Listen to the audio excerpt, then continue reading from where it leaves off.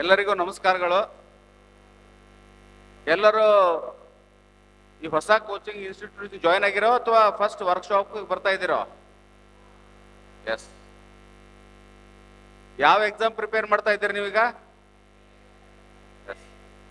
ನೋಡಿ, ಎಲ್ಲರೂ ಬರೀ PSI ಎಕ್ಸಾಮು, ಎಕ್ಸೈಸು ಅಥವಾ ಇನ್ನೊಂದು KS ಅಷ್ಟಕ್ಕೆ ಸೀಮಿತ ಆಗೋದು ಬೇಡ. ಬೇರೆ ಬೇರೆ ಎಕ್ಸಾಮ್ಸ್ಗಳು ಇದೆ ನಿಮಗೆ. ಸ್ವಲ್ಪ ನೀವು ಅದ್ರ ಬಗ್ಗೆ ಇದೆ, ನಿಮಗೆ ಅವೇರ್ನೆಸ್ ಇದೆ. ಬಟ್ ಇತ್ತೀಚಿನ ದಿನಗಳಲ್ಲಿ ಏನಾಗಿದೆ, ನಾನು PSI ಆಗ್ತೀನಿ ಅಂತ ಬರ್ತೀರಿ. Don't stick on for single exam. You go for all kind of exams. ನಿಮ್ದು ಪ್ರತಿಯೊಂದು ಎಕ್ಸಾಮ್ಗೆ ನೀವು ಅಪಿಯರ್ ಆಗ್ರಿ. ಅರ್ಥ ಆಯ್ತಾ? ಯಾವುದೇ ಎಕ್ಸಾಮ್ ಕರೀಲಿ, ನೀವು SDA ಕರೀಲಿ, FDA ಕರೀಲಿ, ಆಮೇಲೆ ಸೆಂಟ್ರಲ್ ಸರ್ವಿಸಸ್ ಯಾವುದೇ ಎಕ್ಸಾಮ್ ಕರೀಲಿ, group B, group C, group D, ಯಾವುದೇ ಕರೆದ್ರು ಅಪಿಯರ್ ಆಗ್ರಿ. ಬ್ಯಾಂಕಿಂಗ್ ಕರೆದ್ರು ಅಪಿಯರ್ ಆಗ್ರಿ. ಮತ್ತೆ KS ಮತ್ತು PSI ಎಕ್ಸಾಮು 2-3 ಇಯರ್ಸ್ ಗ್ಯಾಪ್ ಬೇಕು. 2-3 ಇಯರ್ಸ್ ಅಲ್ಲಿ ನಿಮ್ಗೆ ಏಜ್ ಮುಗಿದು ಹೋಗ್ತಾ. ಅರ್ಥ ಆಯ್ತಾ? ಅದಕ್ಕೆ ನೀವು ಯಾವ್ದು ಒಂದೇ ಎಕ್ಸಾಮಿಗೆ ಸ್ಟಿಕ್ ಆನ್ ಆಗಿ ಒಂದೇ ಎಕ್ಸಾಮ್ಸ್ ಎಲ್ಲ ಕೂಡಬೇಡ್ರಿ. ನಾವು 25 ವರ್ಷಗಳ ಹಿಂದೆ ನಿಮ್ ತರನೇ ಅಲ್ಲಿದ್ದೀವಿ, ಇವತ್ತು ಇಲ್ಲದೀವಿ. ಯಾಕೆ ಅದೀವಿ ಅಂತಂದ್ರೆ, ಒಂದು ಸರಿಯಾಗಿ ಸಿನ್ಸಿಯರ್ ಎಫರ್ಟ್ಸ್ ಮಾಡಿ, ಒಂದು ಡೆಡಿಕೇಟೆಡ್ ಆಗಿ ಸಿಸ್ಟಮೆಟಿಕ್ ಆಗಿ ಒಂದು ಎಕ್ಸಾಮ್ ಬರೆದು ಪಾಸ್ ಆಗಿ ನಾವಿಲ್ಲದೀವಿ. ನೀವು ಕೂಡ ಆಗ್ಬೋದು, ಅದು ಪ್ರತಿಯೊಬ್ಬರಿಗೂ ಸಾಧ್ಯ ಇದೆ. ಅದು ಯಾವುದು ಮಾಡ್ತೀವಿ ಅದು ಸಿಸ್ಟಮೆಟಿಕ್ ಆಗಿ ಮಾಡಬೇಕು. ಅದಕ್ಕೊಂದು ವಿಧಾನ ಇದೆ. ಆ ವಿಧಾನ ಸ್ವಲ್ಪ ಡೆಡಿಕೇಶನ್ ಇದೆ, ಕಮಿಟ್ಮೆಂಟ್ ಇದೆ, ಹಾರ್ಡ್ ವರ್ಕ್ ಇದೆ. ಅದನ್ನ ಮಾಡಿದ್ರೆ ಖಂಡಿತವಾಗಿ ನೀವು ಎಲ್ಲರೂ ಸಕ್ಸಸ್ ಆಗ್ತೀರಿ. ಆಮೇಲೆ ಒಂದು ತಿಳ್ಕೊಡ್ರಿ, ನಾವು ಬಹಳ ಬೇಸಿಕ್ಸ್ ಅನ್ನ ನಮಗಿಲ್ಲ. ನಾವು ಬೇಸಿಕ್ ನಿಮ್ಗೆ ಜಸ್ಟ್ ಬೇಸಿಕ್ಸ್ ಹೇಳ್ಕೊಡ್ತೀನಿ, ಜಾಸ್ತಿ ತಲೆ ಕೆಡಿಸ್ಕೋಬೇಡ್ರಿ. ಇದು ನಿಮಗೆ ಕಾಂಪಿಟೇಟಿವ್ ಎಕ್ಸಾಮ್ ಅಂದ್ರೆ ಏನು ದೊಡ್ಡ ಗುಡ್ಡ ಅಲ್ಲ. ಆಮೇಲೆ ಇದಕ್ಕೆ ಬಹಳ ಹೈಲಿ ನೀನು MSc ಮುಗಿಸ್ಬೇಕು, MCom ಮುಗಿಸ್ಬೇಕು, ಇಂಜಿನಿಯರಿಂಗ್ ಮುಗಿಸಿದವರು ಪಾಸ್ ಆಗ್ತಾರ ಅನ್ನೋದು ಇಲ್ಲ. ಜಸ್ಟ್ ನಿಮಗೆ ಗ್ರಾಜುಯೇಷನ್ ಆದ್ರೆ ಸಾಕು. ಯಾವುದೇ ಗ್ರಾಜುಯೇಷನ್ ಕೇಳ್ತಾ ಇದೆಯಾ?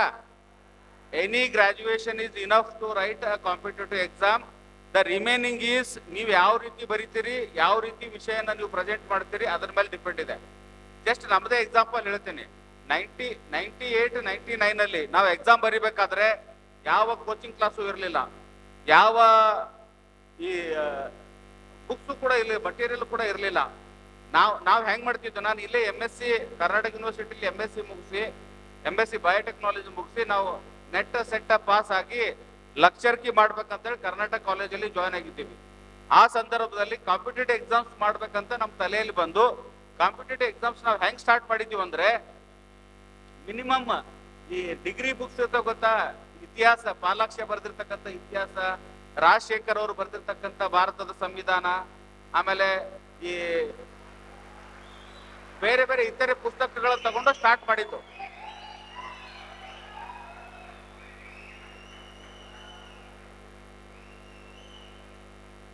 ಅರ್ಥ ಆಯ್ತಾ?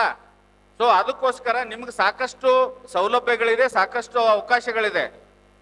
ಕೇಳಿ ಇಲ್ಲಿ, ಅರ್ಥ ಆಗುತ್ತಾ? ನೋಡಪ್ಪ, ನೀವೆಲ್ಲರೂ ಸುಮ್ಮನೆ ಸೈಲೆಂಟ್ ಆಗಿದ್ರೆ ನಾನು ಕೇಳ್ತೀನಿ. ಸೈಲೆಂಟ್ ಇರ್ಲಿ ಅಂದ್ರೆ ಸೈಲೆಂಟ್ ಹೆಂಗ್ ಮಾಡಿಸ್ಬೇಕು ಅನ್ನೋದು ನನಗೆ ಗೊತ್ತಿದೆ.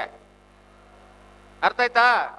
ನೀವು ಒಂದು ಡಿಸಿಪ್ಲಿನ್ ಡಿಪಾರ್ಟ್ಮೆಂಟಿಗೆ ಬರಬೇಕು ಅಂದ್ರೆ, ಬರ್ಬೇಕಂತ ತಲೆಯಲ್ಲಿ ಇದೆ ನಿಮಗೆ, ನೀವು ಡಿಸಿಪ್ಲಿನ್ ಆಗಿರ್ಬೇಕು. First of all you should learn discipline. ತಿಳಿದಂಗೆ ಮಾತಾಡೋದು, ತಿಳಿದಂಗೆ ಜೀವನ ಮಾಡಿದ್ರೆ ಅರ್ಥ ಆಗಲ್ಲ. ಲೈಫಲ್ಲಿ ನೀವು ಏನು ಡಿಸಿಪ್ಲಿನ್ ಇದ್ರೆ ನೀವು ಸುಧಾರಣೆ ಆಗ್ತೀರಿ. ಗೊತ್ತಾಯ್ತಾ? ನಾನು ಹೇಳ್ತಾ ಇದ್ದೆ, ಒಬ್ಬ ಗ್ರಾಮೀಣ ಬ್ಯಾಕ್ಗ್ರೌಂಡ್ ಇಂದ ಬಂದಿರತಕ್ಕಂಥವ್ರು ನೀವು ಯಾವ ರೀತಿ ಸಬ್ ಇನ್ಸ್ಪೆಕ್ಟರ್ ಆಗಬಹುದು ಅನ್ನೋದನ್ನ ಬೇರೆ ಯಾರು ಇಲ್ಲ. ನಂದೇ ಒಂದು ಸಣ್ಣ ಎಕ್ಸಾಂಪಲ್ ಕೊಡ್ತಾ ಇದ್ದೀನಿ ನಿಮಗೆ.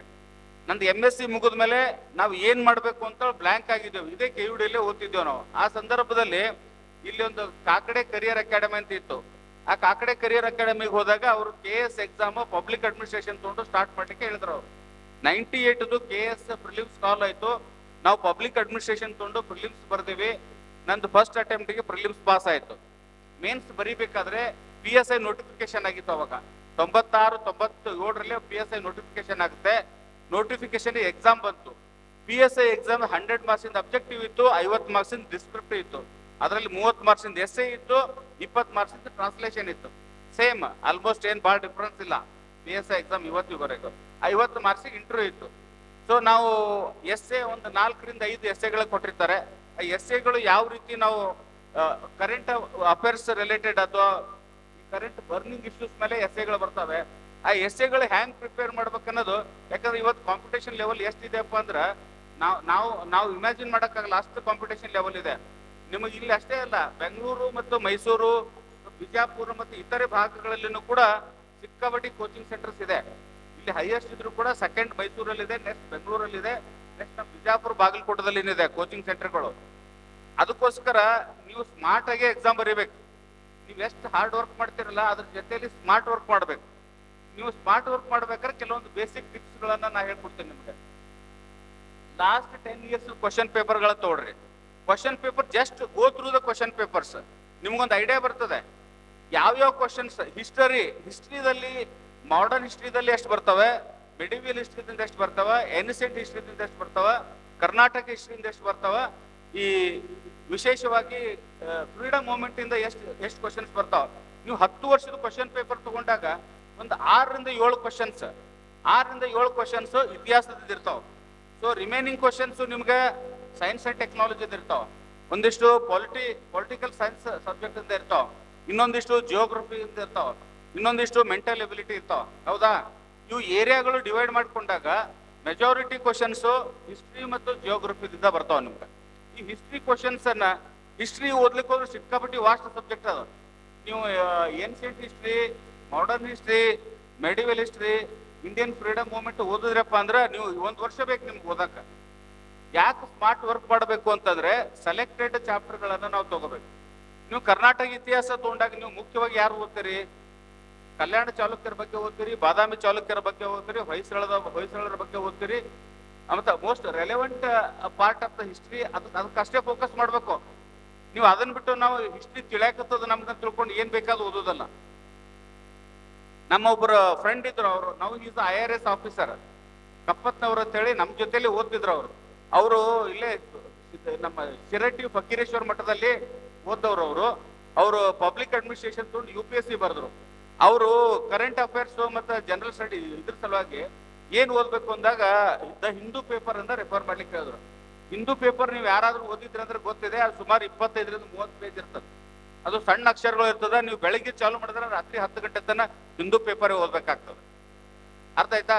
ಅದ್ರ ಜೊತೆಲಿ ಇನ್ನೊಂದು ಎಕನಾಮಿಕ್ ಟೈಮ್ಸ್ ಅಂತ ಬರ್ತದೆ. ಎಕನಾಮಿಕ್ ಟೈಮ್ಸ್ ಗೊತ್ತು ನಿಮ್ಗ, ಅದು ಕಾಕಿ ಕಲರ್ದು ಇರ್ತದ. ಅದು ಎಷ್ಟು ಡೀಟೇಲ್ ಇರ್ತದಪ್ಪ ಅಂತಂದ್ರೆ ಅದು ನೀವು ಅದನ್ನು ಕೂಡ ಅಷ್ಟೇ, ಎಕನಾಮಿಕ್ ಟೈಮ್ಸ್ ಕೂಡ ಅಷ್ಟೇ. ಅದ್ರಲ್ಲಿ ನಮ್ಗೆ ಏನ್ ಬೇಕು ಅನ್ನೋದು ಆಯ್ಕೆ ಮಾಡ್ಕೋಬೇಕು ನೀವು. ಮುಖ್ಯವಾಗಿ ನಮ್ಗೆ ಏನ್ ಬೇಕು? Current affairs related.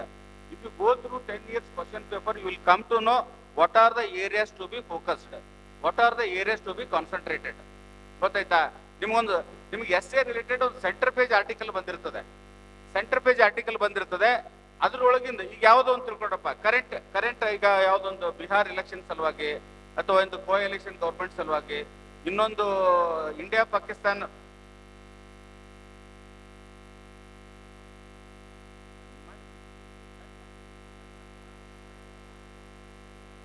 ಈಗ ನಾನು ಮತ್ತೆ ಯಾವಾಗ ಫೋನ್ ಬರ್ತದೆ ಗೊತ್ತಿಲ್ಲ, ಅದಕ್ಕೋಸ್ಕರ ನಾನು ನಿಮ್ ಮಾತಾಡತ್ತೀನಿ. ಕರೆಂಟ್ ಅಫೇರ್ಸ್ ರಿಲೇಟೆಡ್ ಯಾವುದೇ ಇಶ್ಯೂ ಇರ್ತಾವಲ್ಲ, ಬರ್ನಿಂಗ್ ಇಶ್ಯೂಗಳ ಮೇಲೆ ಇರ್ತದ. ನಂದೊಂದು ಎಕ್ಸಾಂಪಲ್ ಹೇಳ್ತೀನಿ ನಿಮ್ಗೆ. ನಾನು ಹೆಂಗ್ ಬರದೆ ಎಸ್ಸೆ ಅಂತಂದ್ರ, ನನಗೊಂದು 4ರಲ್ಲಿ ನಾನು ಪಂಚಾಯತ್ ರಾಜ್ ಸಿಸ್ಟಮ್ ಬಗ್ಗೆ ಎಸ್ಸೆ ಬಂದಿತ್ತು. ಪಂಚಾಯತ್ ರಾಜ್ ಸಿಸ್ಟಮ್ ಬಗ್ಗೆ ಎಸ್ಸೆ ಬಂದಾಗ ನೀವು ಎಸ್ಸೆ ಬರಿಬೇಕಾದ್ರೆ ಜಸ್ಟ್ ಒಂದು ಫ್ರೇಮ್ ಅನ್ನ ಫಿಕ್ಸ್ ಮಾಡ್ಕೋಬೇಕು. ಎಸ್ಸೆದಲ್ಲಿ ನೀವು ಫಸ್ಟ್ ಇಂಟ್ರೊಡಕ್ಷನ್ ಬರೀತೀರಿ. ಇಂಟ್ರೊಡಕ್ಷನ್ ಅಲ್ಲಿ ಒಂದು 5 ರಿಂದ 10 ಲೈನ್ ಅಲ್ಲಿ ಆ ಹೋಲ್ ಟಾಪಿಕ್ ಕವರ್ ಆಗೋಂಗ ಎಲ್ಲಾ ಅಂಶಗಳು ಒಳ್ಕೊಂಡಿರ್ಬೇಕು. ಅದಾದ್ಮೇಲೆ ಮೇನ್ ಬಾಡಿ ಬರ್ತದೆ. ಲಕ್ಷ ಕೊಡಿ, ಮೇನ್ ಬಾಡಿದಲ್ಲಿ ಏನ್ ಬರ್ತದಂದ್ರೆ ಈ WH ಕ್ವಶನ್ಸ್ಗೆ ಆನ್ಸರ್ ಆಗ್ಬೇಕು. ಯಾಕೆ, ಎಲ್ಲಿ, ಯಾವಾಗ, ಯಾರು, ಏನು, WH ಬರ್ತದಲ್ಲ, ಹೂ, ವೆನ್, ವೇರ್, ವಾಟ್, ವೈ ಅಂತ. ಹೌದಾ? ಪಂಚಾಯತ್ ರಾಜ್ ಸಿಸ್ಟಮ್ ಯಾವಾಗ ಸ್ಟಾರ್ಟ್ ಆಯ್ತು? 1958ರಲ್ಲಿ ಸ್ಟಾರ್ಟ್ ಆಯ್ತು. ಎಲ್ಲಿ ಸ್ಟಾರ್ಟ್ ಆಯ್ತು? ರಾಜಸ್ಥಾನದ ನಾಗೋರ್ ಜಿಲ್ಲೆಯಲ್ಲಿ ಸ್ಟಾರ್ಟ್ ಆಯ್ತು. ಯಾರು ಸ್ಟಾರ್ಟ್ ಮಾಡಿದ್ರು? ಭಾರತದ ಪ್ರಥಮ ಪ್ರಧಾನಮಂತ್ರಿ ಜವಾಹರ್ಲಾಲ್ ನೆಹರು ಅವರು ಪ್ರಾರಂಭ ಮಾಡಿದ್ರು. ಯಾಕೆ ಪ್ರಾರಂಭ ಮಾಡಿದ್ರು? ಮೊದಲ 2 ಟೈರ್ ಸಿಸ್ಟಮ್ ಇತ್ತು, ಈಗ 3 ಟೈರ್ ಸಿಸ್ಟಮ್ ಬಂತು. ಬಲವಂತರಾವ್ ಮೆಹ್ತಾ ಕಮಿಟಿ ಅಂದ್ರೇನು, ಅಶೋಕ್ ಮೆಹ್ತಾ ಕಮಿಟಿ ಅಂದ್ರೇನು, LM ಸಿಂಘ್ವಿ ಕಮಿಟಿ ರಿಪೋರ್ಟ್ ಅಂದ್ರೇನು, ಆಮೇಲೆ 1992ದಲ್ಲಿ ಪಾರ್ಲಿಮೆಂಟ್ ಅಲ್ಲಿ ಪಾಸ್ ಮಾಡಿರ್ತಕ್ಕಂಥ ಪಂಚಾಯತ್ ರಾಜ್ ಬಿಲ್ ಅಂದ್ರೇನು, ಪಂಚಾಯತ್ ರಾಜ್ ಆಕ್ಟ್ ಅಂದ್ರೇನು, ಅಲ್ಲಿ ರಿಸರ್ವೇಶನ್ ಏನಿತ್ತು, ಕರೆಕ್ಟ್ ಆಗಿ ನೀವು ತಿಳ್ಕೊಂಡಿದ್ರೆ ಅದನ್ನ ಪೂರ್ತಿ ಓದ್ಬೇಕು ನೀವು ಬೇಸಿಕ್ಸ್. ಅಶೋಕ್ ಮೆಹ್ತಾ ಕಮಿಟಿ ಅಂದ್ರೆ ಏನು, ಅದು ಯಾವಾಗ ರಚನೆ ಆಯ್ತು? ಬಲವಂತರಾವ್ ಮೆಹ್ತಾ ಕಮಿಟಿ ಅಂದ್ರೆ ಏನು, ಅದು ಯಾವಾಗ ರಚನೆ ಆಯ್ತು? ಆಮೇಲೆ ಎಂ ಸಿಂಘ್ವಿ ಕಮಿಟಿ ಯಾವಾಗ ಆಯ್ತು?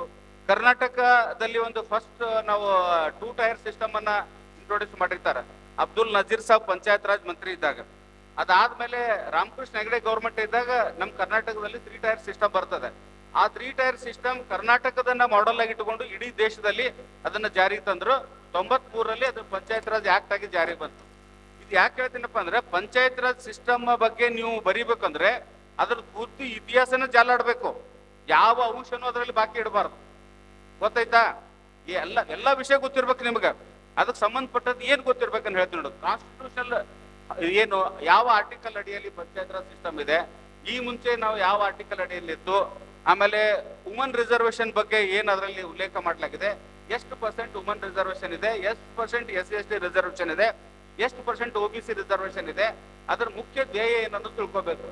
ಸಂಪೂರ್ಣ ಜ್ಞಾನ ಇಟ್ಕೊಂಡು ನೀವು ಬರೆದ್ರೆ ಎಸ್ಸೆಗೆ ನಿಮ್ಗೆ 30 ಮಾರ್ಕ್ಸ್ಗೆ ಕನಿಷ್ಠ 20ರಿಂದ 27 ಮಾರ್ಕ್ಸ್ ವರೆಗೂ ನೀವು ಅಲ್ವಾ? ಅದಕ್ಕೋಸ್ಕರ ನಾ ಹೇಳ್ದಲ್ಲ, ಒಂದು ಎಸ್ಸೆ ಬರಿಬೇಕಾದ್ರೆ ಒಂದು ಇಂಟ್ರೊಡಕ್ಷನ್ ಆದ್ಮೇಲೆ ಇಂಟ್ರೊಡಕ್ಷನ್ ಏನಿರ್ಬೇಕು, 8ರಿಂದ 10 ಲೈನ್ ಅಲ್ಲಿ ಸಂಪೂರ್ಣ ಇತಿಹಾಸವನ್ನು ಅದರಲ್ಲಿ ಬರೆದಿರ್ಬೇಕು. ಎರಡನೇದು ಮೇನ್ ಬಾಡಿಯಲ್ಲಿ ಯಾರು ಚಾಲು ಮಾಡಿದ್ರು, ಯಾವಾಗ ಚಾಲು ಮಾಡಿದ್ರು, ಯಾಕೆ ಚಾಲು ಮಾಡಿದ್ರು, ಎಷ್ಟು ಪ್ರಮಾಣದಲ್ಲಿ ಅದು ಚಾಲು ಆಯ್ತು, ಹೆಂಗೆ ಚಾಲು ಆಯ್ತು ಅನ್ನೋ WH ಕ್ವಶನ್ಸ್ 5+1, ಹೌದಿಲ್ಲ? Who, when, where, what and how. ಅದಾದ್ಮೇಲೆ ಕನ್ಕ್ಲೂಷನ್, ಇದು ರೆಮಿಡೀಸ್ ಬರಿಬೇಕು. ಅದಕ್ಕ ರೆಮಿಡೀಸ್, ಹೌದಾ? ರೆಮಿಡೀಸ್ ಏನು, ಪರಿಹಾರ, ಅದಕ್ಕೆ ಪರಿಹಾರ ಏನು? ಈ ಚಪ್ಪಾಳೆ ಶಿಳೆ ಯಾವಾಗ ಆಗ್ಬೇಕಂದ್ರ ಸೆಲೆಕ್ಷನ್ ಲಿಸ್ಟ್ ಅಲ್ಲಿ ನಿಮ್ ಹೆಸರು ಬಂದಾಗ ಆಗ್ಬೇಕು. ಗೊತ್ತಾಯ್ತಾ? ಇನ್ನೊಂದು, ನಿಮ್ಮನ್ನ ಯಾರೋ ಕರ್ಕೊಂಡು ಹೋಗಿ ಏನೋ ಸ್ಟ್ರೈಕ್ ಮಾಡಿ ಎಲ್ಲೋ ಹೋಗಿ, ಮೊನ್ನೆ ನೀವು ಎಲ್ಲರೂ ಜುಬ್ಲಿ ಸರ್ಕಲ್ ಬಂದ್ರಿ, 3 ತಾಸು ಜುಬ್ಲಿ ಸರ್ಕಲ್ ಬಂದ್ ಮಾಡಿದ್ರಿ. ಗೊತ್ತಾಯ್ತಾ? ನೀವು ಶಿಸ್ತಿನ ಇಲಾಖೆ ಬರ್ತಕ್ಕಂಥವ್ರು ಶಿಸ್ತು ಇರ್ಬೇಕು. ಅವತ್ತೇನಿಲ್ಲ, ಕಮಿಷನರ್ ಬಂದಿದ್ರು, ಪಾಪ ವಿದ್ಯಾರ್ಥಿಗಳಾದ್ರೆ ಏನೂ ಮಾಡೋದು ಬೇಡ ಅಂದ್ರು. 3 ತಾಸು ಒಂದು ಓಲ್ಡ್ PB ರೋಡ್ ಅಥವಾ ನ್ಯಾಷನಲ್ ಹೈವೇ ಬಂದ್ ಮಾಡಿದ್ರ ಪರಿಸ್ಥಿತಿ ಏನಾಗ್ತದೆ ಅಂದ್ರೆ ಇಮಿಡಿಯೇಟ್ಲಿ ಕ್ರಿಮಿನಲ್ ಕೇಸ್ ರಿಜಿಸ್ಟರ್ ಮಾಡತ್ ಹೇಳಿದ್ರು. ನೀವು ವಿದ್ಯಾರ್ಥಿಗಳಾದ್ರೆ ಒಂದೇ ಒಂದು ಕಾರಣಕ್ಕೆ ಮಾಡಿಲ್ಲ. ಗೊತ್ತಾಯ್ತಾ? ಆಮೇಲೆ ಯಾರು ಸಂಘಟಕರಾದ್ರೆ ಅವ್ರ ಮೇಲೆ ಕೇಸ್ ರಿಜಿಸ್ಟರ್ ಆಯ್ತು. ಆದ್ರೆ ಎಲ್ಲಾ ವಿದ್ಯಾರ್ಥಿಗಳು ಸೇರಿದ್ರೆ ನಿಮ್ ಮೇಲೆ ಒಂದು ಸಣ್ಣ ಕ್ರಿಮಿನಲ್ ಕೇಸ್ ದಾಖಲಾದ್ರೆ ನೀವು ಅಟೆಂಡರ್ ಸಹಿತ ಆಗಕ್ಕಾಗಲ್ಲ. ಪೊಲೀಸ್ ವೆರಿಫಿಕೇಶನ್, ಹೌದು, ಪೊಲೀಸ್ ವೆರಿಫಿಕೇಶನ್ ಅಲ್ಲಿ ನಿಮ್ಮ ಮೇಲೆ ಕ್ರಿಮಿನಲ್ ಕೇಸ್ ಇದೆ ಅಂದ್ರೆ ಯಾವ ನೌಕರಿನೂ ಸಿಗೋದಿಲ್ಲ. ದಯವಿಟ್ಟು ಕಾನೂನನ್ನು ಉಲ್ಲಂಘನೆ ಮಾಡಬೇಡ್ರಿ. ನೀವು ಜಗಳ ಮಾಡ್ಕೋಬೇಡ್ರಿ, ರಾತ್ರಿ ಕುಡಿದು ಗಲಾಟೆ ಮಾಡ್ಕೋಬೇಡ್ರಿ. ಇಲ್ಲಿ ಓದಾಕ್ ಬಂದಿರಿ, ಗೊತ್ತಾಯ್ತಾ? ಇಲ್ಲಿಲ್ಲ. ಯಾಕೆ ಹೇಳ್ತೀನಂದ್ರೆ, ನಿನ್ನೆ ರಾತ್ರಿ ನಾನು 1:30 ತನಕ ಈ ಏರಿಯಾದಲ್ಲಿ ಅಡ್ಡಾಡ್ತಾ ಇದ್ದೆ. ಕೆಲವು ಜನ ಅಲ್ಲಿ ಅಣ್ಣಿಗೇರಿ ಕಾಲೇಜ್ ಹತ್ರ ಒಂದು ಯಾವುದೋ ನಾನ್-ವೆಜ್ ಹೋಟೆಲ್ ಇದೆ, ಅಲ್ಲಿದ್ರು. ಇನ್ನೊಂದಿಷ್ಟು ಜನ ಇಲ್ಲಿದ್ರು. ಹೋರಿ ಅಂದ್ರೆ ಒಂಥರ ವಿದ್ಯಾರ್ಥಿಗಳ ತರ ಬಿಹೇವಿಯರ್ ಇರಲಿಲ್ಲ. ನೀವೆಲ್ಲ ಒಳ್ಳೆಯವರು ಇದ್ದೀರಿ, ಒಳ್ಳೆ ವಿದ್ಯಾರ್ಥಿಗಳಿದ್ದೀರಿ, ಓದ್ಬೇಕನ್ನೋ ಒಂದು ಆಸೆ ಇದೆ. ನಿಮ್ ತಂದೆ ತಾಯಿ ನಿಮ್ಮನ್ನ ನಂಬಿ ಗೌರವ ಕೊಟ್ಟು ಇಲ್ಲಿ ಕಳಿಸಿದ್ದಾರೆ. ತಂದೆ ತಾಯಿಯ ನಂಬಿಕೆಯನ್ನು ಉಳಿಸ್ಲಿಕ್ಕೆ ನೀವು ಸಾಕಷ್ಟು ಪ್ರಯತ್ನಗಳು ಮಾಡ್ತಾ ಇದ್ದೀರಿ. ಬಟ್ ಕೆಲವು ವಿದ್ಯಾರ್ಥಿಗಳು ಮಿಸ್ಯೂಸ್ ಮಾಡ್ಕೋತಾ ಇದ್ದಾರೆ, ಅದನ್ನ ಮಿಸ್ಯೂಸ್ ಮಾಡ್ಕೋತಾ ಇದ್ದಾರೆ. ಯಾವತ್ತೂ ಒಂದು ನೆನಪಿಡ್ಬೇಕು, ನಮ್ಮನ್ನ ಜನ್ಮ ಕೊಟ್ಟ ತಂದೆ ತಾಯಿ ನಮ್ಗೆ ಇಲ್ಲಿ ಕಳಿಸ್ಯಾರಪ್ಪ ಅಂತಂದ್ರೆ ಅವ್ರಿಗೆ ನಿಯತ್ತಾಗಿ ನ್ಯಾಯಯುತವಾಗಿ ಅವ್ರಿಗೆ ಜಸ್ಟಿಸ್ ಕೊಡ್ಲಿಕ್ಕೆ ನಾವು ಪ್ರಯತ್ನ ಮಾಡ್ಬೇಕು. ನಿಮ್ಮ ಕೆರಿಯರ್ ಅನ್ನ ಮೇಲಕ್ಕೆ ತಗೊಂಡು ಹೋಗ್ಲಿಕ್ಕೆ ನೀವು ಪ್ರಯತ್ನ ಮಾಡ್ಬೇಕು. ಅದು ಬಿಟ್ಟು ಯಾರಾದ್ರೂ ಫಾಲ್ತು ಹುಡುಗರ ಜೊತೆ ಸೇರ್ಕೊಂಡು ಇನ್ನೊಂದು ಯಾವುದೋ ಚಟ ಕಲ್ತ್ರಿ ಅದು ಮಾಡಿದ್ರೆ ನಿಮ್ಮ ಭವಿಷ್ಯ ಹಾಳಾಗ್ತದ. ನಾವೇನ್ ಬಿಡು, ಒಂದು ಕೇಸ್ ಆಗ್ತದ, ನಾವು ಕೋರ್ಟಿಗೆ ಕಳಿಸ್ತೀವಿ, ನಾಳೆ ಇಡೀ ವರ್ಷ ಇಡೀ ಜೀವನ ಹಾಳಾಗಿ ಹೋಗ್ತದ. ಅದಕ್ಕೆ ಯಾರು ದಯವಿಟ್ಟು ಅವಕಾಶ ಕೊಡ್ಬೇಡಿ. ರೀಸೆಂಟ್ ಆಗಿ ನಾವು ಮೊನ್ನೆ ಒಂದಿಷ್ಟು ಜನ ವಿದ್ಯಾರ್ಥಿಗಳಿಗೆ ಮತ್ತೆ ಈ ಗಾಂಜಾ ಹೊಡಿತಾರಲ್ಲ, ಗಾಂಜಾ ಹೊಡೆದವ್ರು ಒಯ್ದು ಪರೀಕ್ಷೆ ಮಾಡಿದ್ರೆ ಒಂದು 100 ಮಂದಿಗೆ ನಾವು ಚೆಕ್ ಮಾಡಿದ್ರೆ ಸುಮಾರು 60 ಜನ ಗಾಂಜಾ ಸೇದವ್ರು ಸಿಕ್ಕಾರ ನಮಗೆ. ಅವ್ರ ಮೇಲೆ ಕೇಸ್ ಆಯ್ತು. ಅವ್ರನ್ನ ಡಾಕ್ಟರ್ ಕಡೆಯಿಂದ ಅವ್ರಿಗೆ ನಾವು ಇದನ್ನು ಕೌನ್ಸಿಲಿಂಗ್ ಮಾಡಿಸಿದೇವಿ. ಒಂದು ಕೇಸ್ ಆದ್ರ ಪರಿಸ್ಥಿತಿ ಏನಾಗ್ತದ ಹೇಳಿನಲ್ಲ. ಯಾರು ದಯವಿಟ್ಟು ಅಂತ ಇಲ್ಲಿಗಲ್ ಆಕ್ಟಿವಿಟೀಸ್ ಅಲ್ಲಿ ಅಥವಾ ಯಾವುದೇ ಪ್ರೊಟೆಸ್ಟ್ಗಳಲ್ಲಿ ನೀವು ಭಾಗವಹಿಸಿದ್ರೆ ಪೊಲೀಸ್ ಇಲಾಖೆ ನಿಮಗೋಸ್ಕರ ಇದೆ. ನಾವು ಕಳೆದ ಸಲ ನಮ್ಮ ಕಮಿಷನರ್ ಸಾಹೇಬ್ರ ನೇತೃತ್ವದಲ್ಲಿ ಒಂದು ಒಳ್ಳೆ ವರ್ಕ್ಶಾಪ್ ಅನ್ನು ಮಾಡಿದ್ದೀವಿ. ನೀವು ಬಂದಿದ್ರಿ, ಸಾಕಷ್ಟು ಜನ. ಯಾರು ಬಂದಿರಿ ಕೈ ಎತ್ತಿರಿ ಅದ್ರಾಗ? ಕೆಲವು ಜನ ಬಂದಿದ್ರಿ, ಬಹಳಷ್ಟು ಜನ ಬಂದಿಲ್ಲ. ನಿಮಗೋಸ್ಕರ ಇಲಾಖೆಯಲ್ಲಿ ಸಾಕಷ್ಟು ಜನ ಬುದ್ಧಿವಂತರಿದ್ದಾರೆ. ಇತ್ತೀಚೆಗೆ ಪಾಸ್ ಆಗಿ ಬಂದಿರತಕ್ಕಂತ ಫಸ್ಟ್ ರ್ಯಾಂಕ್ ಟಾಪ್ 10 ಅಲ್ಲಿ ಇರ್ತಕ್ಕಂಥ ಸಬ್ ಇನ್ಸ್ಪೆಕ್ಟರ್ಗಳು ನಮ್ಮ ಕಡೆ ಇದ್ದಾರ. ಅರ್ಥ ಆಯ್ತಾ? ನಮ್ಮ ಕಮಿಷನರ್ ಸ್ವತಃ ಒಬ್ರು ಡೈರೆಕ್ಟ್ IPS ಆಫೀಸರ್ ಅವರು. ಅವ್ರಿಗಿರ್ತಕ್ಕಂಥ ಜ್ಞಾನ ಬಹುತೇಕ ನಾ ಬಹಳ ಮಂದಿ ಕಡೆ ನೋಡಿಲ್ಲ, ಅಷ್ಟು ಸಂಪೂರ್ಣವಾದ ಜ್ಞಾನ ಇದೆ ಅವ್ರ ಕಡೆ. ಅವರು ಕೂಡ ಬಂದು ನಿಮ್ಮನ್ನ ಅಡ್ರೆಸ್ ಮಾಡ್ತಾರೆ. ನೀವು ಸರಿಯಾದ ಮಾರ್ಗದಲ್ಲಿ ನಡೆದ್ರೆ, ನೀವು ಎಲ್ಲರೇ ಅವ್ರು ಕೂಡ ಜಗಳ ಮಾಡ್ತೀವಿ, ಇಲ್ಲಿ ಗಲಾಟೆ ಮಾಡ್ತೀವಿ ಅಂದ್ರೆ ನಾವು ಅವಕಾಶ ಕೊಡಲ್ಲ. ನಾನೇ ಈ ಪೊಲೀಸ್ ಠಾಣಾ ವ್ಯಾಪ್ತಿಯ ಈ ವ್ಯಾಪ್ತಿಯ ಇನ್ಸ್ಪೆಕ್ಟರ್ ನಾನೇ ಅದೇನಿ. ನಾನೇ ಹೇಳಕತ್ತೀನಿ ನಿಮ್ಗ, ನೀವೇನಾದ್ರೂ ಮಿಸ್ಚಿಪ್ ಅಥವಾ ಮಿಸ್ಕಂಡಕ್ಟ್ ಮಾಡಿದ್ರಪ್ಪ ಅಂದ್ರೆ ಖಂಡಿತವಾಗಿ ನಾವು ಲೀಗಲ್ ಆಕ್ಷನ್ ತಗೋತೀವಿ. ಯಾರು ಪ್ರೀತಿ ಗೌರವದಿಂದ ಸಹಾಯ ಕೇಳಿ ಅಥವಾ ಇನ್ನೊಂದು ಯಾವುದೋ ಕೋಚಿಂಗ್ ರಿಲೇಟೆಡ್ ನಮ್ಮ ಹತ್ರ ಬಂದಾಗ ನಾವು ಅತ್ಯಂತ ಗೌರವದಿಂದ ಅವ್ರನ್ನ ಸನ್ಮಾನಿಸ್ತೀವಿ, ಅವರನ್ನ ಸಲಹೆಗಳು ಕೊಡ್ತೀವಿ. ನಮ್ಮ ಇಲಾಖೆಯಿಂದ ಏನ್ ಬೇಕು ಎಲ್ಲ ಸಹಾಯವನ್ನು ಮಾಡ್ತೀವಿ. ಅರ್ಥ ಆಯ್ತಾ? ಇದು ತಲೆ ಇರಲಿ. Don't involve any criminal activities or any offence. This is first and foremost thing I wanted to tell you as a police officer of this jurisdiction. Second thing ಏನಪ್ಪಾ ಅಂತಂದ್ರೆ, ನೀವು ಬಂದಿರತಕ್ಕಂತ ಗುರಿ ಏನು, ಉದ್ದೇಶ ಏನು ಅನ್ನೋದು ತಿಳ್ಕೊಂಡು ಜೀವನ ಮಾಡಿ. ಗೊತ್ತಾಯ್ತಾ? ಮೂರನೇದು ಏನಪ್ಪಾ ಅಂತಂದ್ರೆ, ನೀವು ಯಾವ ಕೋಚಿಂಗ್ ಇನ್ಸ್ಟಿಟ್ಯೂಟ್ ಅಲ್ಲಿ ಓದ್ತೀರಿ, ಆ ಕೋಚಿಂಗ್ ಇನ್ಸ್ಟಿಟ್ಯೂಟ್ ಅಲ್ಲಿ ನಿಮ್ಗೆ ಏನ್ ಬೇಕನ್ನೋದು ತಿಳ್ಕೊಡ್ರಿ ಮೊದಲ. ನೀವು ಅಲ್ಲಿ ಇಲ್ಲೊಂದು ದಿವಸ ವರ್ಕ್ಶಾಪ್ ಮಾಡ್ತಾರ, ಇನ್ನೊಂದ್ ಕಡೆ ವರ್ಕ್ಶಾಪ್ ಮಾಡ್ತಾರ ಅಂತ ಹೋಗಿ ಎಲ್ಲಾ ವರ್ಕ್ಶಾಪ್ ಒಂದ್ ದಿವ್ಸ ಇಲ್ಲಿ ಒಂದ್ ದಿವ್ಸ ಅಲ್ಲಿ ಮಾಡೋದಲ್ಲ. ನಾ ಹೇಳ್ತೀನಿ ನೋಡ್ರಿ, ನಿಜವಾಗ್ಲೂ ಓದೋರು ಹೆಂಗ್ ಮಾಡ್ತಾರಪ್ಪ ಅಂತಂದ್ರ ಕೂಲಾಗೆ ಕೂತ್ಕೊಂಡು ಕರೆಕ್ಟ್ ಆಗಿ ಥಿಂಕ್ ಮಾಡ್ತಾರ. ಥಿಂಕ್ ಮಾಡಿ ಯಾವ ಏರಿಯಾವನ್ನ ಫೋಕಸ್ ಮಾಡಬೇಕು, ಯಾವ ಏರಿಯಾ ವೀಕ್ ಅದರಿ ಅದನ್ನ ಸ್ಟ್ರೆಂಗ್ದನ್ ಮಾಡ್ಕೋಬೇಕು, ಆ ಸಬ್ಜೆಕ್ಟ್ಗಳನ್ನ ರೆಡಿ ಮಾಡ್ಕೊಂತಾರೆ. ಗೊತ್ತಾಯ್ತಾ? ನಿಮ್ಗೆ ಲೈಬ್ರರಿ ಬೇಕಾದ್ರೆ ಲೈಬ್ರರಿ, ಕೋಚಿಂಗ್ ಬೇಕಾದ್ರೆ ಕೋಚಿಂಗ್, ಎಲ್ಲ ಫೆಸಿಲಿಟೀಸ್ ಇದೆ. ನಾ ಹೇಳ್ತಲ್ಲ, ಈ ಮುಂಚೆ ಏನು ಫೆಸಿಲಿಟೀಸ್ ಇರಲಿಲ್ಲ. ಏನು ಫೆಸಿಲಿಟೀಸ್ ಇಲ್ಲ ಅಂದ್ರೂ ಕೂಡ ನಾವು ಫಸ್ಟ್ ಅಟೆಂಪ್ಟ್ ಅಲ್ಲಿ KS ಪ್ರಿಲಿಮ್ಸ್ ಆಗಿ ಮೇನ್ಸ್ ಆಗಿ ಇಂಟರ್ವ್ಯೂ ಕೊಟ್ಟಿವಿ. PSI ಫಸ್ಟ್ ಅಟೆಂಪ್ಟ್ ಅಲ್ಲಿ ನಾವು ಎಕ್ಸಾಮ್ ಬರೆದು ಪಾಸ್ ಆಗಿದ್ದೀವಿ. ನೀವ್ಯಾಕಾಗಲ್ಲ? ನೀವು ಇನ್ನೂ ನಮ್ಗಿಂತ 25 ವರ್ಷ ಮುಂದದಿರಿ, ಲೇಟೆಸ್ಟ್ ಅದಿರಿ ನೀವು. ಗೊತ್ತಾಯ್ತಾ? ಇದಕ್ಕಷ್ಟೇ ನೋಡ್ರಿ, ನಿಮ್ಮ ಪೋಸ್ಟ್ ಗ್ರಾಜುಯೇಷನ್ ಅದು PUC ಇದು ಮಾರ್ಕ್ಸ್ ಕಾರ್ಡ್ ಯಾವುದು ಕೌಂಟ್ ಆಗಲ್ಲ. ಇಲ್ಲಿ ನೀವೇನ್ ತಲೆ ಹಾಕ್ತೀರಿ, ನೀವೇನು ಆಸಕ್ತಿಯಿಂದ ಓದ್ತೀರಿ, ಎಷ್ಟು ಬುದ್ಧಿವಂತಿಕೆಯಿಂದ ಓದ್ತೀರಿ, ಎಷ್ಟು ಸ್ಮಾರ್ಟ್ ಆಗಿ ವರ್ಕ್ ಮಾಡ್ತೀರಿ, ಅದು ಇಲ್ಲಿ ವರ್ಕೌಟ್ ಆಗ್ತದೆ. ಉದಾಹರಣೆಗೆ ನೀವು PSI ಆಗ್ಬೇಕಂತ ಅಂದ್ಕೊಡ್ರಿ, ತಿಳ್ಕೊಡ್ರಿ. ಹಲೋ, ದಯವಿಟ್ಟು ಹಿಂದ್ಗಡೆ ನಿಂತವರೆಲ್ಲ ಮೇಲ್ಗಡೆ ಖಾಲಿ ಇದೆ, ಬಂದು ಕುತ್ಕೊಳ್ಬೇಕಾಗಿ ವಿನಂತಿ. ವಿದ್ಯಾರ್ಥಿಗಳು, ಎಲ್ಲಾ ವಿದ್ಯಾರ್ಥಿಗಳು ಮುಂದ್ಗಡೆ ಇಲ್ಲಿ ಖಾಲಿ ಇದೆ, ಸಪರೇಟ್ ಆಗಿ ಬಂದು ಕುಂತ್ಕೊಳ್ಬೇಕಾಗಿ ವಿನಂತಿ. ಹಿಂದ್ಗಡೆ ನಿಂತವ್ರೆಲ್ಲ ಬರ್ರಿ, ಇಲ್ಲಿ ಮುಂದ್ ಜಾಗ ಇದೆ, ಬರ್ರಿ. ಯಾಕಪ್ಪ ಪೊಲೀಸರು ಕರ್ಸ್ಬೇಕನ? ಬರ್ರಿ, ಮತ್ತೆ ಇಲ್ಲಿ ಒಳಗ ಬರ್ರಿ, ಕೂಡ್ರಿ, ಒಳಗ್ ಕೂಡ್ರಿ. ಎಲ್ಲಾ ವಿದ್ಯಾರ್ಥಿನಿಯರು ಬಂದು ಮುಂದ್ಗಡೆ ಕುತ್ಕೊಳ್ರಿ. ವಿದ್ಯಾರ್ಥಿನಿಯರು ಸಪರೇಟ್ ಆಗಿದೆ, ಮುಂದೆ ವಿದ್ಯಾರ್ಥಿನಿಯರು ಮುಂದ್ಗಡೆ ನೋಡ್ರು. ಹಣಿಕೆ ಹಾಕಿ ಹೊರಗಿದ್ ನೋಡಕ್ಕಿಂತ ಒಳಗ್ ಬಂದ್ ಕೂತ್ ಏನ್ ನಡೆದ ತಿಳ್ಕೊಡ್ರು. ಏನು ಉಪಯೋಗ ಇಲ್ಲ, ಅದು ಹಣಿಕೆ ಹಾಕೋದ್ ಕೆಲ್ಸಕ್ ಬರಲ್ಲ. ಇಲ್ಲಿ ಬಂದ್ ಕೂತ್ರಪ್ಪ ಅಂದ್ರ 4 ವಿಚಾರ ತಲೆಗೆ ಹೋಗ್ತಾವ. ಅದ್ರಲ್ಲಿ ಒಂದು ವಿಚಾರ ಯಾವ್ದಾರೆ ಕಾರ್ಯರೂಪಕ್ಕೆ ತಂದ್ರೆ ನಿಮ್ ಜೀವನ ಉದ್ಧಾರ ಆಗ್ತೈತಿ. ಅರ್ಥ ಆಯ್ತಾ ನಾ ಹೇಳಿದ್ದು? ನೋಡ್ರಿ, ಈಗ ನಿಮ್ಗ ಅಭ್ಯಾಸಕ್ಕೆ ಸಂಬಂಧಪಟ್ಟಂತೆ ಹೇಳ್ತೀನಿ. ನೀವು ಹೆಂಗ್ ಅಭ್ಯಾಸ ಮಾಡ್ಬೇಕಪ್ಪ ಅಂತಂದ್ರ ಭಾರಿ ಹೈಟೆಕ್ ಪುಸ್ತಕಗಳು ಓದ್ಬೇಕಂತಿಲ್ಲ. ನಿಮಗೆ ಬೇಕಾಗಿರ್ತಕ್ಕಂಥ ಬೇಸಿಕ್ ಮಟೀರಿಯಲ್ಗಳ ಸಾಕಷ್ಟು ಗ್ರಂಥಾಲಯದಲ್ಲಿ ಅವೈಲೇಬಲ್ ಇದೆ, ಕೋಚಿಂಗ್ ಸೆಂಟರ್ಗಳಲ್ಲಿ ಅವೈಲೇಬಲ್ ಇದೆ. ಅವರು ತಮ್ಮದೇ ಆಗಿರ್ತಕ್ಕಂಥ ಕೆಲವು ಬುಕ್ಲೆಟ್ಗಳು ಮಾಡಿಟ್ಟಿದ್ದಾರೆ. ಅರ್ಥ ಆಯ್ತಾ? ಆಮೇಲೆ ನೀವು ಭಾರತದ ಸಂವಿಧಾನದ ಬಗ್ಗೆ ಒಂದು ಎಕ್ಸಾಂಪಲ್ ಹೇಳ್ತೀನಿ ನಿಮಗೆ. ನೀವು ಇಂಡಿಯನ್ ಹಿಸ್ಟ್ರಿ ಆಯ್ತು, ಭಾರತದ ಸಂವಿಧಾನದ ಬಗ್ಗೆ ಓದ್ಬೇಕಾದ್ರೆ ನೀವು DK ಬಸು ಬರ್ದಿರ್ತಕ್ಕಂಥ, DD ಬಸು ಬರ್ದಿರ್ತಕ್ಕಂಥ ಇಂಗ್ಲಿಷ್ ವರ್ಷನ್ ಓದ್ಬೇಕಂತೇನಿಲ್ಲ. ರಾಜಶೇಖರ್ ಬರ್ದಿರ್ತಕ್ಕಂಥ ಕನ್ನಡ ಓದೋರು ಸಾಕು. ಅರ್ಥ ಆಯ್ತಾ? ಅದರಲ್ಲಿ ಮುಖ್ಯವಾಗಿ ಇಡೀ ಭಾರತದ ಸಂವಿಧಾನವನ್ನು ಓದುವ ಅವಶ್ಯಕತೆ ಇಲ್ಲ. ಭಾರತದ ಸಂವಿಧಾನದಲ್ಲಿ ಎಷ್ಟು ಆರ್ಟಿಕಲ್ಸ್ ಇದೆ, ಎಷ್ಟು ಶೆಡ್ಯೂಲ್ಸ್ ಇದೆ, ಎಷ್ಟು ಅಮೆಂಡ್ಮೆಂಟ್ಸ್ ಇದೆ ತಿಳ್ಕೋಬೇಕು first of all. Second thing ಅಂದ್ರೇನೆ ಪ್ರಿಯಾಂಬಲ್ ಬಗ್ಗೆ ಸಂಪೂರ್ಣವಾದ ಜ್ಞಾನ ಇರಬೇಕು. ಪ್ರಿಯಾಂಬಲ್ ಅಲ್ಲಿ 2 ಶಬ್ದಗಳು, ಜಾತ್ಯತೀತ ಮತ್ತು ಸಮಾಜವಾದ ಶಬ್ದಗಳು, ಯಾವ ತಿದ್ದುಪಡಿಗಳ ಮೂಲಕ ಅದನ್ನ ಸೇರಿಸಲಾಯ್ತು ಅನ್ನೋದು ತಿಳ್ಕೋಬೇಕು. ಮೂರನೇದು citizenship. Chapter 1 part 1 is preamble, chapter 2 is ನಾಗರಿಕತ್ವ ಅಥವಾ ಸಿಟಿಜನ್ಶಿಪ್ ಬಗ್ಗೆ ತಿಳ್ಕೋಬೇಕು. ಈಗ ಸಿಟಿಜನ್ಶಿಪ್ ಬಗ್ಗೆ ಒಂದು ಆಕ್ಟ್ ಬಂತು ಗೊತ್ತಾ, ಸೆಂಟ್ರಲ್ ಆಕ್ಟ್. ಏನು ರೀಸೆಂಟ್ ಆಗಿ ಲಾಸ್ಟ್ 2-3 ಇಯರ್ಸ್ ಇಂದ ಸಿಟಿಜನ್ಶಿಪ್ ಬಗ್ಗೆ ಒಂದು ಆಕ್ಟ್ ಬಂತು.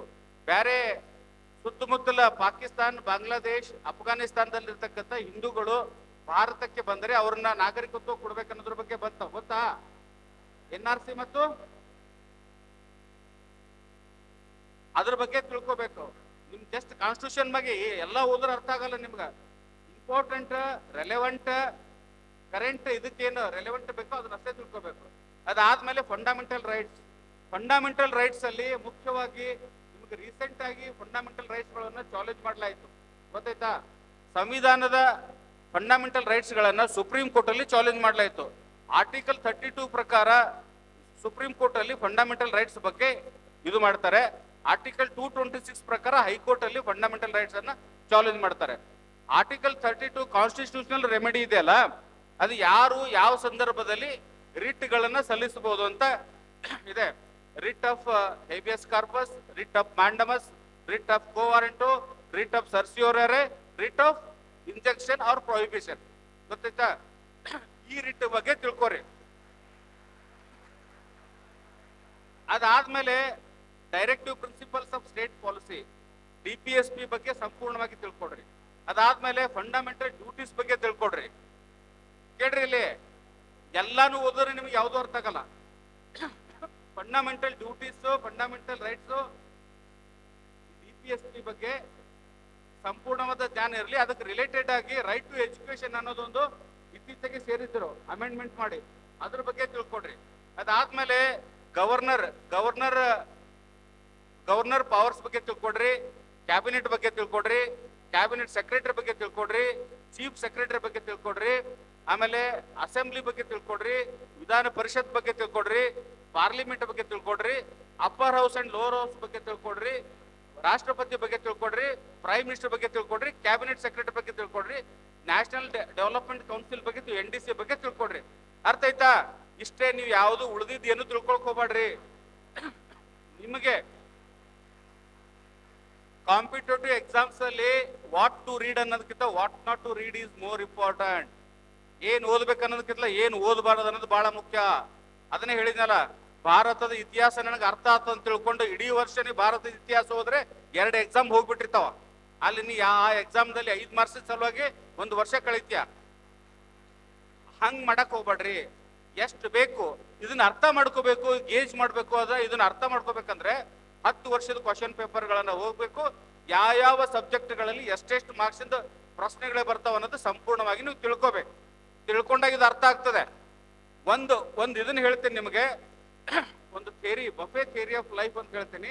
ಸಿಂಪಲ್ ಆಗಿ ಪ್ರತಿಯೊಬ್ರು ನಾವು ಏನ್ ಮಾಡ್ತೀವಿ, ಈ ಮದುವೆ ಕಾರ್ಯಕ್ರಮಗಳಲ್ಲಿ ಹೋಗ್ತೀವಿ, ಹೋದಾಗ ಅಲ್ಲಿ ಬಫೆ ಇರ್ತದೆ, ಗೊತ್ತಾ? ಬಫೆ ಅಂದ್ರೆ ಏನು? ಸೆಲ್ಫ್ ನಮ್ಗೆ ಏನ್ ಬೇಕು ನಾವೇನ್ ಹಿಡ್ಕೊಳ್ಳೋದು. ಅಲ್ಲಿ ಉಪ್ಪಿನಕಾಯಿದಿಂದ ಎಲ್ಲಾ ಅಡಿಗೆಗಳು ಇಟ್ಟಿರ್ತಾರೆ. ಕೊನೆಗೆ ಒಂದ್ ಕಡೆ ಅನ್ನ ಸಾರು ಇಟ್ಟಿರ್ತಾರೆ, ಒಂದ್ ಕಡೆ ನೀರ್ ಕುಡಿಯಕ್ ಇಟ್ಟಿರ್ತಾರೆ. ಹೌದಾ? ಹೌದಿಲ್ಲ? ಬಫೆ ಟೇಬಲ್ ಮೇಲೆ ಇರ್ತಕ್ಕಂಥ ಅಡಿಗೆ ಇದ್ದಂಗೆ after completion of your graduation all the competitive exams are thrown open for you like food kept ಅನ್ನ ಬಫೆ ಟೇಬಲ್. ಸರಿ, ಆ ಬಫೆ ಥಿಯರಿ ಆಫ್ ಲೈಫ್ ಹೇಳ್ತೀನಿ. ಪ್ರತಿಯೊಂದು ಎಕ್ಸಾಮ್ಗಳು ನಿಮಗೆ ಹೆಂಗಪ್ಪ ಅಂತಂದ್ರೆ UPSC ಹಿಡಿದು KPSC ಹಿಡಿದು SDA, FDA, SCRB ಎಲ್ಲ ಎಕ್ಸಾಮ್ಗಳು ಈ ಬಫೆ ಟೇಬಲ್ ಮೇಲೆ ಇಟ್ಟಿರ್ತಕ್ಕಂಥ ಫುಡ್ ಇದ್ದಂಗ. ಗೊತ್ತಾಯ್ತಾ?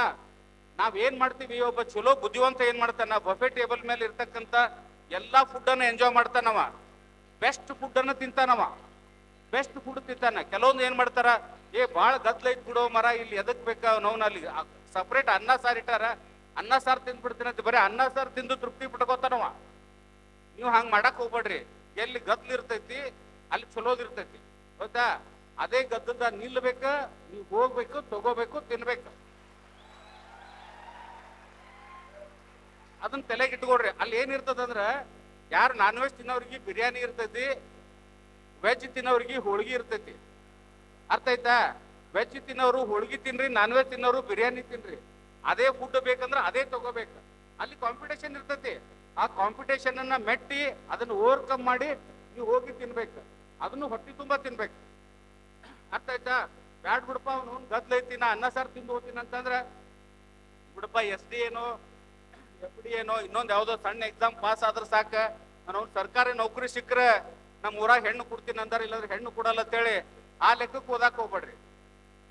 ಹೌದಿಲ್ಲ? ಊರಾಗ 10 ಎಕರೆ ಜಮೀನ್ ಇರ್ತೈತಿ, ನಿಮ್ಗೆ ಯಾರು ಹೆಣ್ಣು ಕೊಡುದಿಲ್ಲ.